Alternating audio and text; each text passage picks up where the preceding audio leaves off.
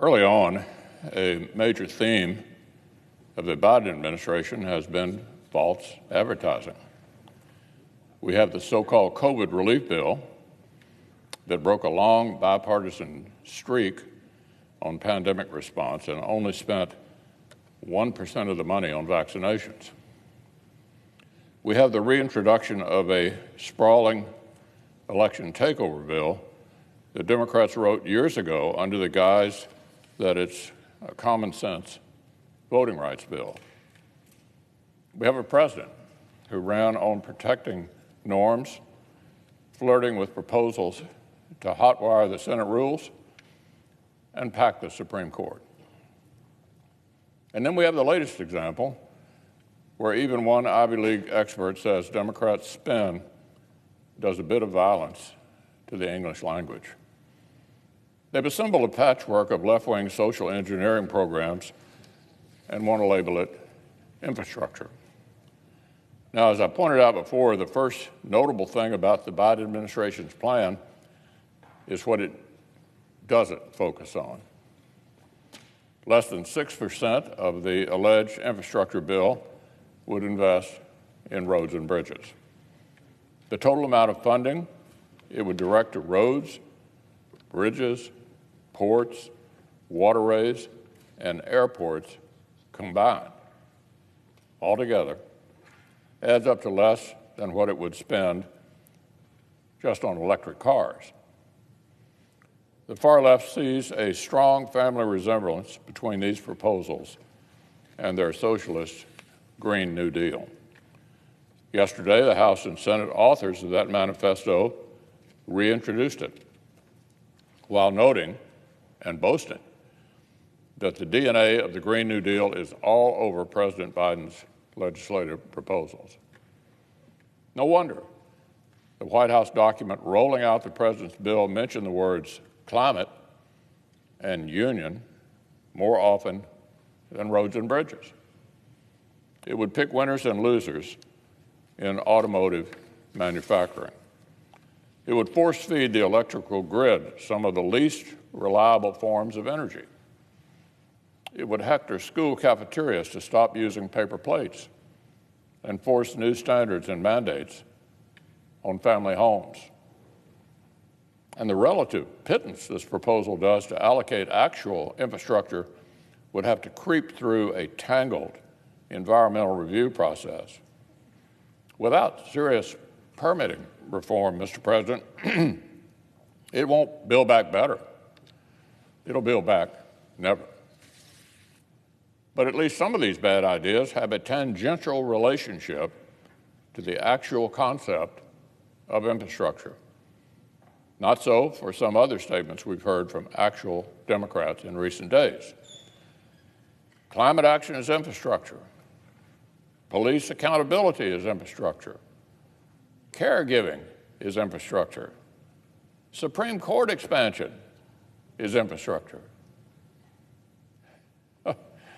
Now, surprisingly, this liberal omnibus is not exactly an efficient engine for driving our economy.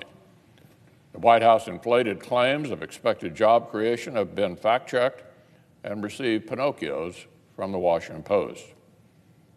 Even under the rosiest scholarly assumptions, the White House's own favorite estimates, taxpayers would pay more than $800,000 for each job the plan might create.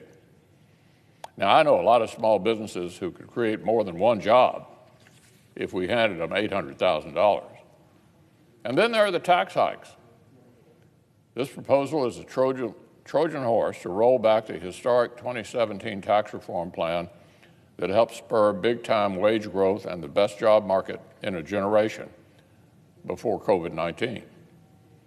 So the administration's proposal bears little resemblance to the bipartisan infrastructure bill Americans need and deserve. It just reads like customer service for the radical fringe. Now, on another matter, Mr. President, over the past few months, Senate Republicans have made clear we believe a president is entitled to choose qualified, mainstream nominees to staff the executive branch and receive prompt and fair treatment from the Senate. I would say that 50 Senate Republicans have treated President Biden's nominees considerably more fairly than Senate Democrats treated the last presidents. But the nominee we're considering this week is way outside the mainstream. I will strongly oppose confirming Vanita Gupta to serve as Associate Attorney General, and I would urge colleagues to do the same. Ms. Gupta has spent her career in large part as an activist for left-wing causes. Her work for high-profile liberal interest groups and the Obama Justice Department have left a record of astoundingly radical positions. Those far-left positions were loud and proud until this prospect of promotion seemed to change the nominee's tune. Previously, this nominee stated that, quote, states should decriminalize simple possession of all drugs. She said states should decriminalize simple possession of all drugs. But now Ms. Gupta claims her position has evolved. At her confirmation hearing, she refused to say she'd accept any limitation on abortions, up to and including partial birth. That puts her at odds with nearly 70% of Americans across the political spectrum. Recently, Ms. Gupta has insisted she can be trusted to oppose efforts to defund law enforcement. But she told the Judiciary Committee just last year that state and local leaders should, quote, heed calls, end quote, from groups demanding that they decrease police budgets. This nomination has revealed a lengthy trail of radical claims and hasty backtracks. But there are also questions of temperament. The nominee has repeatedly amplified left-wing fear-mongering toward judicial nominees and sitting federal judges. She's levied ad hominem attacks on members of this body. And during the confirmation process, she employed the loosest possible interpretation of her oath to deliver honest testimony, even drawing the ire of the liberal Washington Post for transparent flip-flops and misleading senators about her own public statements.